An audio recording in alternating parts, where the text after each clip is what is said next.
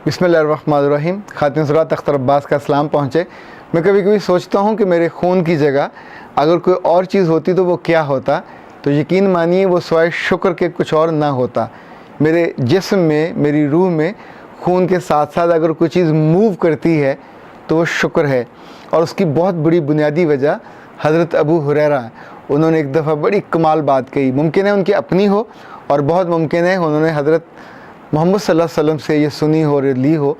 कहा था कि जिसने शुक्र किया, इनफैक्ट उसने नेमतों की कसरत पाली, और जिसको शुक्र की तौफीक मिल जाती है उसके नेमतें इस कसरत से मिलती हैं कि ख़ुद उसको यकीन नहीं होता। अब मैंने अपनी ज़िंदगी में अपनी आँखों से, दिल की आँखों से भी और अपनी रूह की आँखों से भी इसकी अमली सूरत देखी। अभी चंद रोज़ पहले मुझे डिफेंस से दूर बेदियाँ रोड पे एक फार्म हाउस जाने का मौका मिला। चूँकि यहाँ से वो 30-40 किलोमीटर दूर था, तो मैंने मेज़बानों से कहा कि मुझे पिक करवाइए। उन्होंने उबर को भेजा।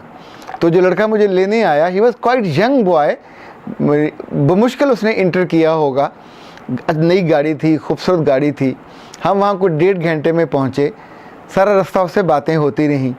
उसको मेरा साथ अच्छा लगा, मुझे उसका साथ बहुत अच्छा लगा। और बुनियादी वजह ये थी कि वो रोज़ के जितने कमाता है उस पर वो शुक्र करता है अपने रब का, और हमेशा दिल से वो जाके अपने घर वो पैसे देता है। और उसका जुमला ये था कि सर, मुझ जैसे हज़ारों ऐसे हैं जो बेरोज़गार पड़े हुए हैं, जो किसी गैबी मदद का मुंतज़र हैं कि अचानक उनके घर आ जाए, नहीं आ सकती। तो फिर मैंने उससे कहा कि मेरा रब इस पे कहता है, लैसल इंसाना इल्ला मासा। नेमतें उसी के लिए हैं और उतनी ही हैं जितनी तुम एफ़र्ट करते हो, जितनी तुम कोशिश करते हो। उसने मुझसे पूछा, सर आपका क्या मामूल है? तो मैंने उससे कहा, मैं सारी रात काम करता हूँ और सुबह फजर के बाद सोता हूँ।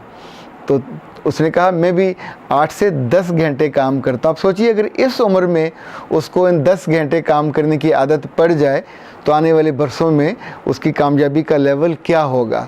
मैंने उसको बताया कि मैंने इसमें क्रीम में कुछ माह पहले एक ट्रेनिंग पे जाते हुए एक यूईटी के पढ़े हुए लड़के से मुलाकात भी की, बहुत खूबसूरत अच्छे कपड़े पहने हुए, और वो भी कहता था कि 60-70 हज़ार कमाता हूँ, इज़्ज़त के साथ बैठता हूँ और अपनी मर्ज़ी से मैं अपने इस अदारे का, अपनी इस जगह का ख़ुद मालिक हूँ। तो मैंने उससे कहा, जब अपनी है तो फिर आराम ज़्यादा करना चाहिए।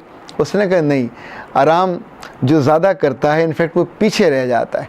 सो याद रखिएगा, सलाहियत मिली हो, नेमत मिली हो, शुक्र करने वाले को हमेशा ज़्यादा मिलता है।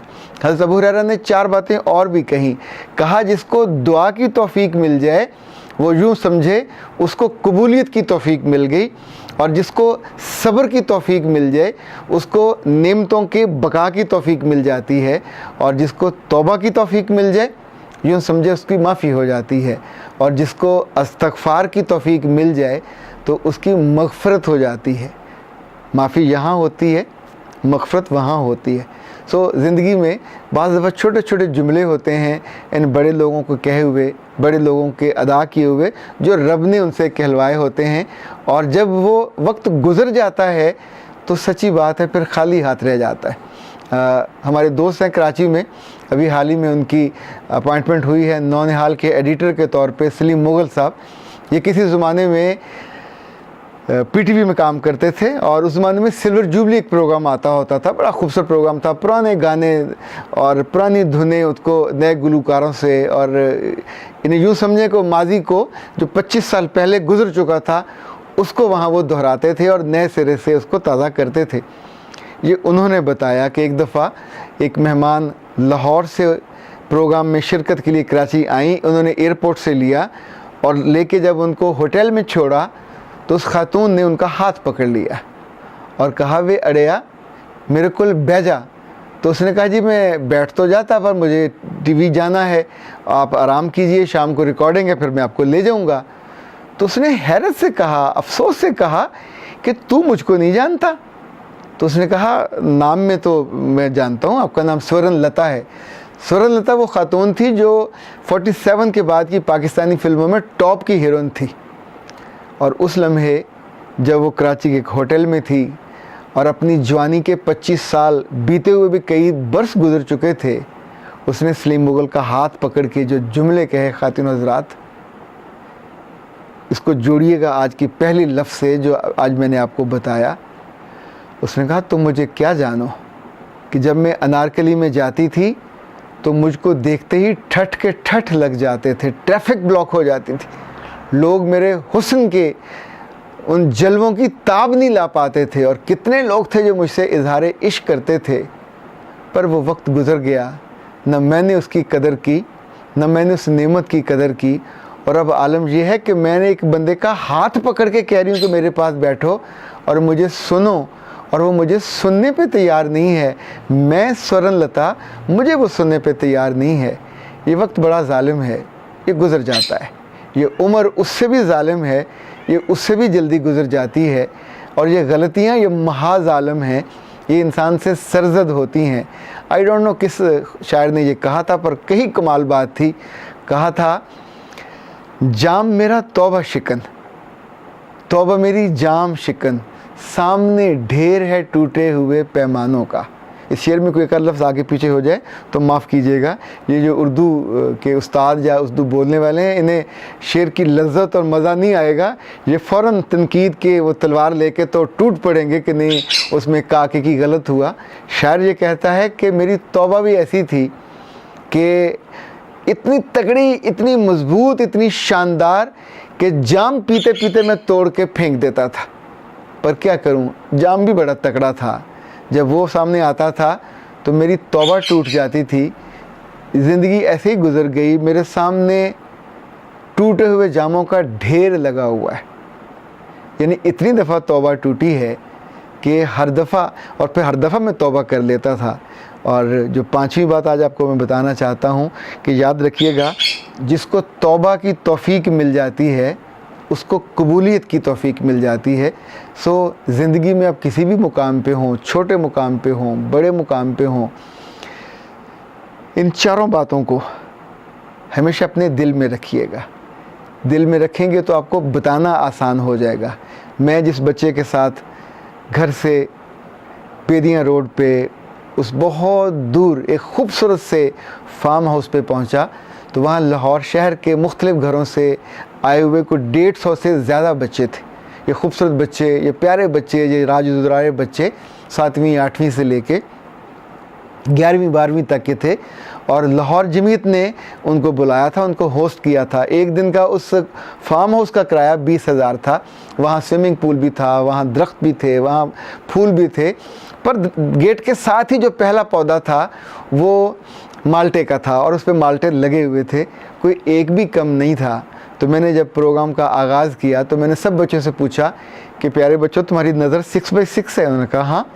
तो क्या तुम्हें पौधे नज़र आए? उन्होंने कहा बिल्कुल नज़र आए। तो क्या घास नज़र आई? सब ने कहा हाँ नज़र आई। तो कहा तुम्हें उन्हें वहाँ लगे हुए वो माल्टे नज़र नहीं आए? तो 2-3 ने कहा हाँ सर नज़र आए। पर नाज़िम साहब ने कहा था अमानत है, तोड़ना नहीं है। सो किसी एक ने नहीं तोड़ा। 150 बच्चे जिनकी शरारतों पे आप पाबंदी कदगन नहीं लगा सकते, पर जब आप उनको समझा देते हैं, जब आप उनको बता देते हैं, जब उनको राह दिखा देते हैं, तो इंसान। खातिन हज़रात, मेरे पास हर उम्र के अफराद आते हैं, ख़वातीन भी, मर्द भी, नौजवान भी। आजकल बच्चे नहीं आ रहे।